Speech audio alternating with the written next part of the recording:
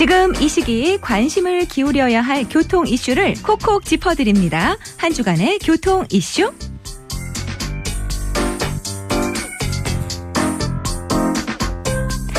추석 연휴인 21일부터 6일간 정부 합동 교통특별대책이 운영됩니다. 국토교통부는 3,664만 명의 이동을 예측하고 있습니다.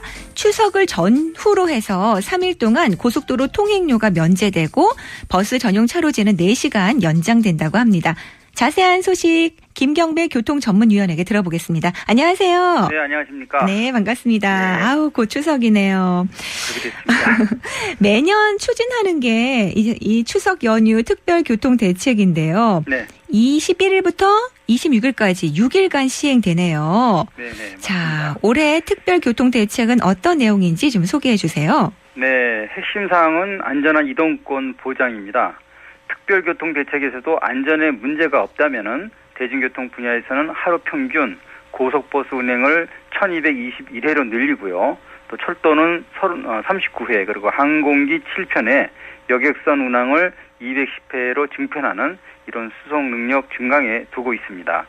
여기에는 실시간 교통 정보 제공과 또 상습적인 지정체 구간에 대한 우회도로 지정 등 교통량의 적절한 분산을 유도시켜주는 첨단 정보기술이 활용되기도 하는데요. 네. 이런 고속도로 정체 대응에는요, 50개 구간에 대한 우회 노선 소요 시간을 비교해보는 이런 신속한 정보들이 실시간으로 제공되고 있다고 합니다. 그렇군요.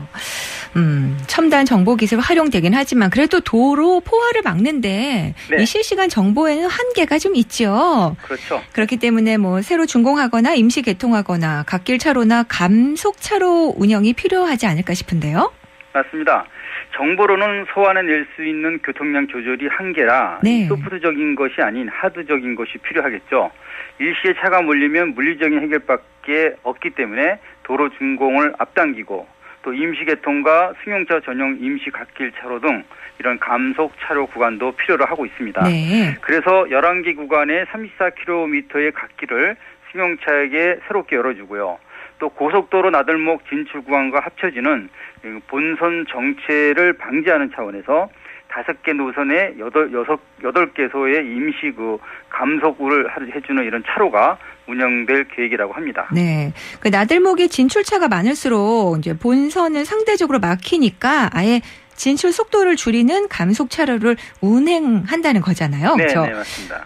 신설 도로나 전용 차로제는 또 어떤가요? 네, 고속도로 신설은 2개 구간이 있고요. 부산 외곽선의 진영과 기장 구간을 포함해서 60.9km를 이제 새롭게 이용할 수 있겠습니다. 그리고 네. 중부 내륙 지선 북현풍 하이패스 나들목 등 4개소가 새롭게 개통이 되고요. 국도에서는 16개 구간의 준공과 개통으로 모두 81.3km가 새로 뚫리게 됩니다. 네. 그리고 대중교통 이용 유도라는 명분하에 버스 전용 차로제 역시 아까 말씀하신 대로 4시간이 연장 운행되는데요.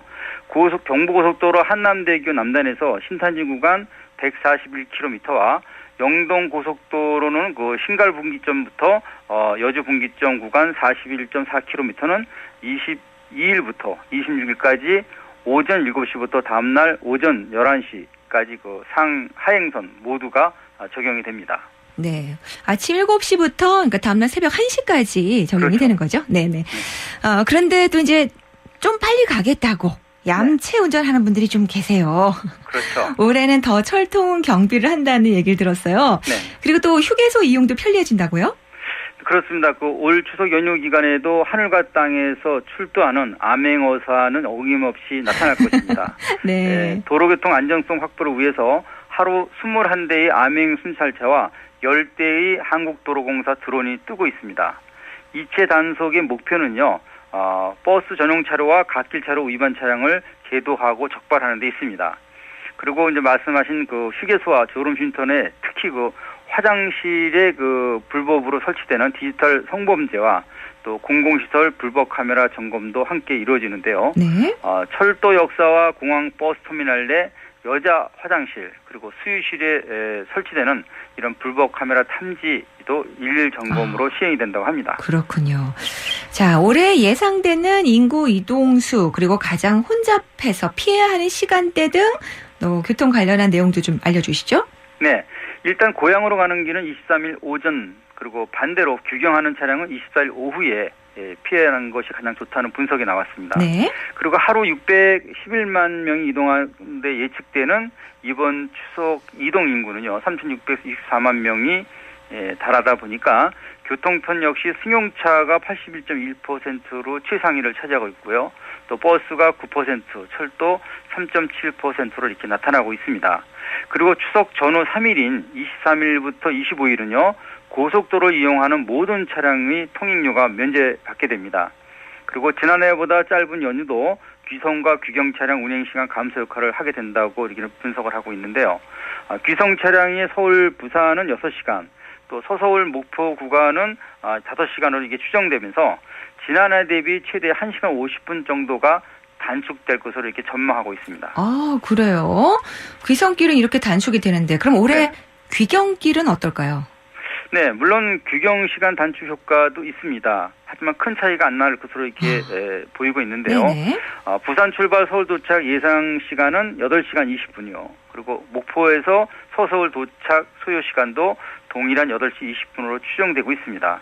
상황에 따라서는 지난해보다 최대 20분 정도가 감소될 전망이라 참 이게 좀 아쉽죠. 많은 시간이 걸려야 서울에 다시 돌아오실 것 같습니다. 네, 그래요. 오늘도 소식 잘 들었습니다. 추석 잘 보내세요. 네, 감사합니다. 네, 지금까지 김경배 교통위원과 한 주간의 교통 이슈 전해드렸습니다.